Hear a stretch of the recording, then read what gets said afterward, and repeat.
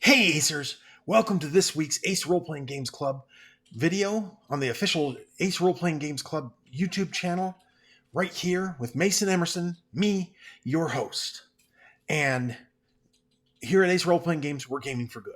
So I've decided I'm going to try a little bit different of a format in presenting this stuff as we continue through the How to Game Master Savage Worlds set that I'm doing for this first of these Simply GM videos. And the Simply GM videos are designed to teach you step by step how to game master. And like I said, I'm using Savage Worlds, no sponsorship here. This is just because I love the system, I love the game, and I'm going to try and actually not just be reading rules off the screen anymore. And I apologize for the previous videos, the previous two videos where I've been going through these things and some of the other stuff. I think I might have lost a little bit of my excitement that I really do have for this game. Well, I'm going to not talk anymore. I'm just going to get right into it. And I'm going to have to put these two videos together in post because I just figured out that if I minimize my camera, it goes away and it thinks it. So, thank you for joining me again. And share these videos if you like them with your friends.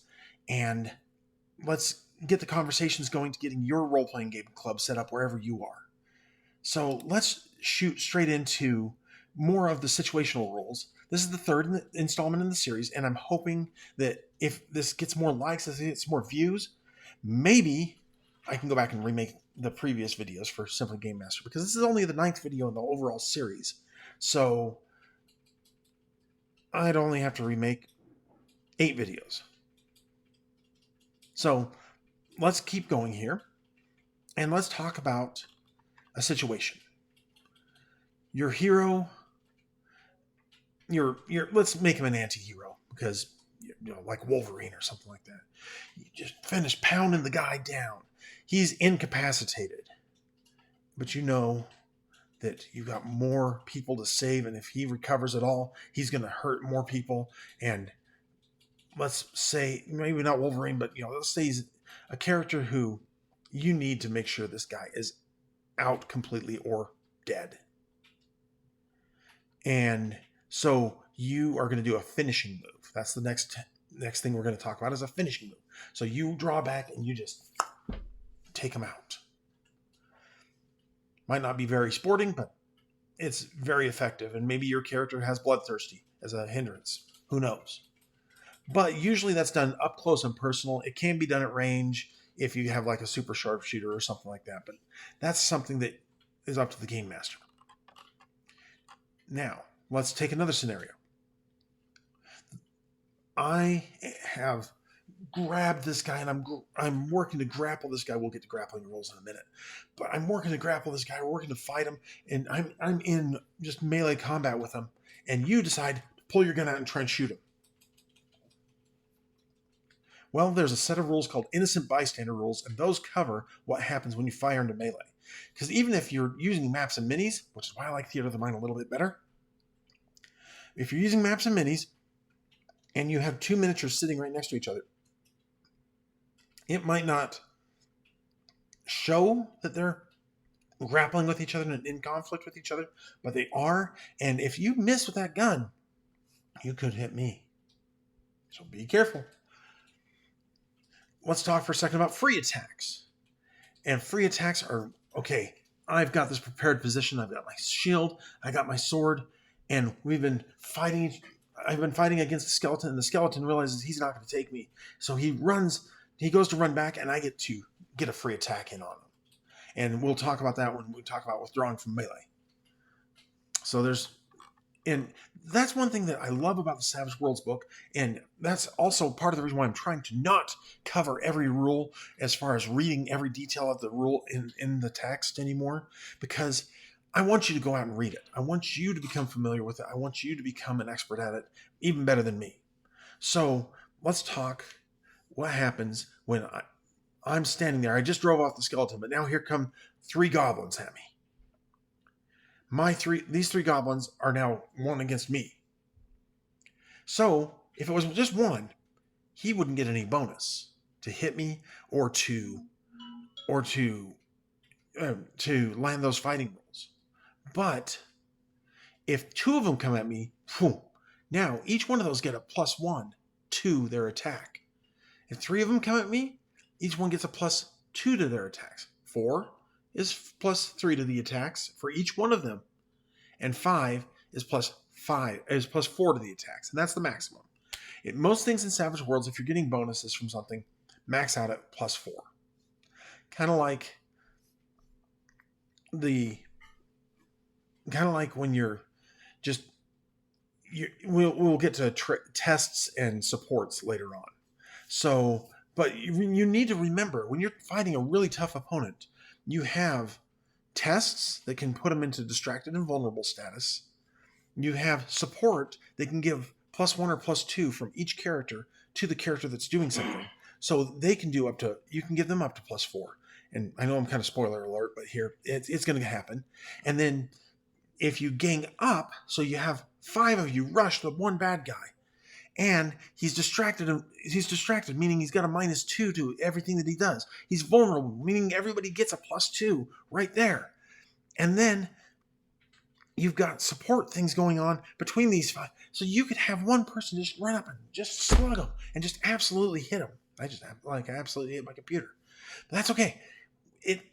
So that's what happens, though, on gang up. However, if I'm standing here and 3 goblins come at me, they got a +2 on all 3 of their attacks, but my 2 buddies on their turn, before the goblins get to go this round, they come up and join me. So now it's 3 on 3, and that negates. So if it was just one of my buddies came up and joined me, it'd be +1 to all of their attacks. And then, because you're just harassing them, you're pushing, you're threatening to come in, so you have to keep your head on a swivel, as it were, your eyes on both opponents. And so that's what ganging up means. Let's talk now about something that in the role-playing game industry can sometimes have a tome. Grappling. Sometimes when you mention grappling in some role-playing games, some people just go, they'd rather not. But grappling is an important thing, because if they're trying to move away from you in combat, you could try and grapple them, to try and pounce on them. And we've talked before about bound and entangled. Entangled means they're distracted and they can't move. Bound means that they're distracted, vulnerable, can't move, and have to spend their efforts to try and use strength attacks to get away, or strength trait rolls to get away from you who's bound them up. So when you're doing a grappling roll, it's opposed athletics rolls. So first of all, the first athletics roll is set by the attacker. That sets the bar. That sets the difficulty number, the target number for that grappling. Second, the defender now rolls their athletics roll, and if they fail, grappled. So if there's a success between this level and this, it's a grapple. But if there's a raise, meaning that, say I rolled a 22 on my attack, and my opponent only rolls a 10, or even, let's say they roll an 8. So I've successfully bound and entangled that character. Now, size makes a difference, and you subtract the difference in size between the 2 characters. So if you have a dragon who's huge, so he's +4 size, and he's going after a half-folk thief, which half-folk thieves are just normal.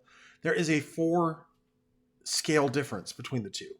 So he would have to actually,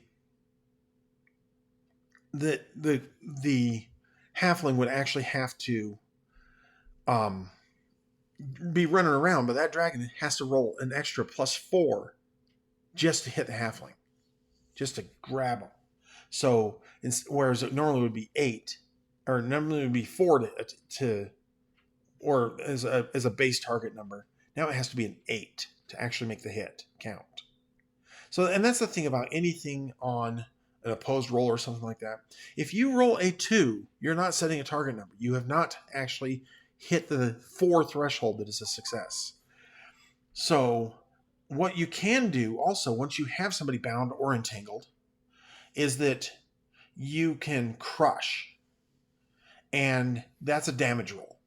You just make a damage roll, and that's usually going to be you make a strength roll as a damage roll against the target. So that's what you do. So I got you in a headlock, and I'm gonna make a strength roll. So now let's think about the idea of going on hold. And this is something that isn't exactly an attack, but I'm going to stand back here. I'm going to watch you, and I'm going to wait until you are open, and then I'm going to hit. So I'm going to be here, and I might hold till later in the round or start on hold. If I start on hold, I can go at any time in the round. If I'm shaken or stunned while on hold, I immediately lose my hold status and my turn for the round. And if you're shaken or stunned, you can't go on hold either. But if you're using your hold card to interrupt somebody else's action, whether that's an opponent or a teammate, or even somebody who also was on hold, you make opposed athletics rolls, and whoever rolls the highest goes first. And it could be simultaneous if there's a tie. Character interrupting loses their hold status, but gets the turn after the foe finishes if they fail on the roll. And you can take whatever actions you wish when your turn comes up. You're not locked into whatever you were trying to do before. And you're not locked into... And if you get interrupted, I should say, you're not locked into whatever you're trying to do before, because you only have to change your tactic. You might have to say, oh, wait, that target I was going to shoot is now, because this person interrupted me, that target's now gone down. And so now you have to choose another target. So you're not stuck in doing that. That's what I meant by you're not stuck in whatever you were planning on doing. So next, this is important, very important, because with the parry setting the melee target number, and most of the time, an attack that's ranged hitting on a 4, a lot of people think it's a little broken, but it's not, because then you get into illumination. So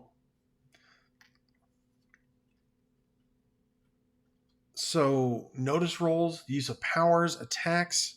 So even a hand-to-hand attack can. But remember, there's also range modifiers. So, and we mentioned that before, that if you're at range, so going back to ranged attacks for a second here, if you are at short range, there's no modifier. If you're at medium range, the target number goes from a 4 to a 6. If you're at long range, the target number goes from a 4 to an 8. And if you're at extreme range, you have to have a weapon that can shoot that far, and that's at a minus 12. Or the target number is 12, I should say. So it's a minus 8, giving you a target number of 12. So that's why it's important to pay attention to things. Now, add to that illumination. What if it's dim, like twilight, or there's fog, or there's a night with a full moon? You get a -2 penalty. So say I'm taking an extreme range shot with my sniper rifle, and it's on a full moon, night of a full moon. I have to get a to hit is a 4. Now it's got a -10 penalty, so it's a -14. I think I might want to hold on that shot. But then again, I have other things that are modifiers to that are edges or whatever. So it doesn't matter anyway. Okay, if it's dark, like regular night conditions, partial moon, maybe electric lights from an office building, torches, whatever. You can't see a target beyond, say, 30 feet. Then that's a -4. Pitch dark, like you're in a cave or there's a magical power or something. Most things that require sight might not even be possible because it is pitch dark and there's a -6 penalty if you're shooting into that. Now, let's also talk about improvised weapons. Okay, so here's our scenario. We are walking into a situation where, well, let's just go right into a bar fight. The bar fight begins. You don't want to pull out a knife because you really don't want to hurt somebody too bad, or you might have to. So you smash a bottle and you knock out this jagged bottle. It's not really a knife. So, first of all, characters with improvised weapons count as armed, but subtract 2 from their attack rolls because they're not used to that weapon. That could be a beer stein, a broken bottle, a fist thing, something the size of a club, or using a pistol as a club. So, doing that conk, cool blow to the back of the head. That's at a -2 for the improvised weapon, and it's also at a -4 more for the headshot call. But you still can do something. Conk. And medium is about the size of like a bowling ball, or using a submachine gun as a club. Say that's out. Using a wooden chair in a bar fight. And then a heavy thing is like a head-sized rock, a metal chair, a duffel bag full of guns, using whatever swing and throw thing is. The game master can just adjust the damage down at a level or 2 if the item is softer than the examples, like a duffel bag full of money. Okay, so let's talk. I mentioned earlier firing into melee. So let's talk innocent bystanders. If you miss a shooting or athletics throwing roll, it sometimes might be important to see if there are other targets in the line of fire where it hit. The game master will use this rule when dramatically appropriate. So not for every missed shot in a hell of gunfire. So you can't be like, but if there's bystanders, this is where we put it. Each skill die that is a 1 hits a random victim adjacent to or directly in the line of fire to the original target. So, and wild dice never hit an innocent bystander. So a wild card has to miss with their wild die. And then, so you have to roll a 3 or less on the wild die. And then you have to roll a 1 on the shooting die. That's when you hit. And that's when you're working with a rate of fire 1 weapon. Sometimes it's easier to hit an adjacent victim than the original target. But it's done for dramatic purposes. Sometimes you have a rate of fire 2 or better, or a shotgun. Weapons like that with a spray hit on a 1 or a 2 on the skill die. So that's how you handle that kind of a thing. So let's check our time here. I'm hoping that this has been a little more entertaining as we've talked more about these situational rules. Next time we will pick up with mounted combat. So that'll be kind of fun. And I hope this is giving you some ideas on how you can apply these special rules to what we're doing in our Savage Worlds game mastering. So remember, if no one has told you that today, I love you. You're amazing.